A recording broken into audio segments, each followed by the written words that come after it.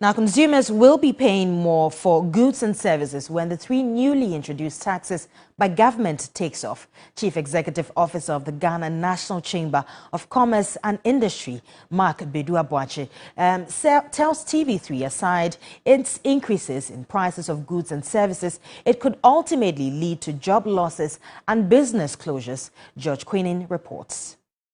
14 Pro, I gave 256 gig, 15,000. This same customer could be paying between 16,000 and 18,000 cedis for an iPhone 14 Pro Max following the implementation of the new taxes, particularly the Growth and Sustainability Amendment Bill. Ernest Jerrison, who has been in the phone retail business for more than 6 years, tells me he cannot bear the extra charge.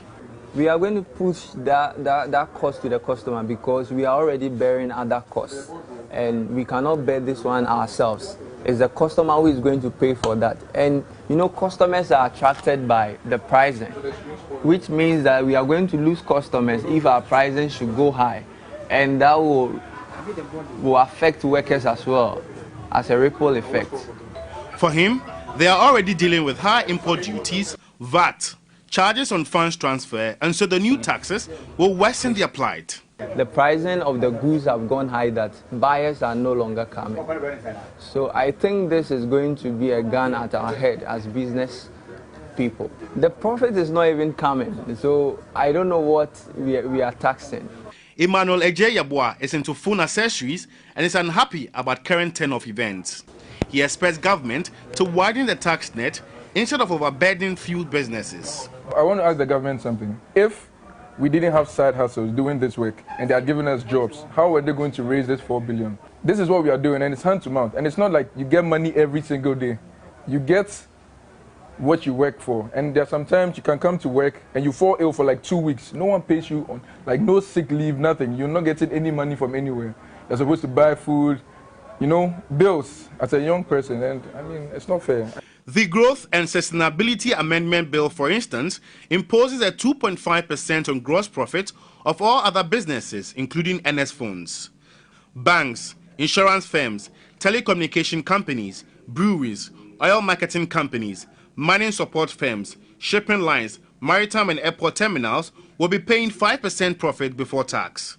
The other two, which are the excise duty and the income tax amendment bills, are all geared towards enhancing government's revenue generation drive. Government expects to rake in 4 billion cedis annually through the taxes.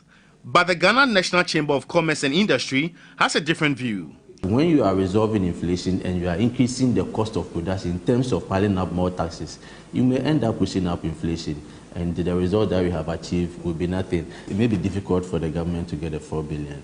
The reason being that if you take, for instance, the Growth and Sustainability Levy, it's 5% of gross profit. The businesses are not making profit, so what are you going to tax?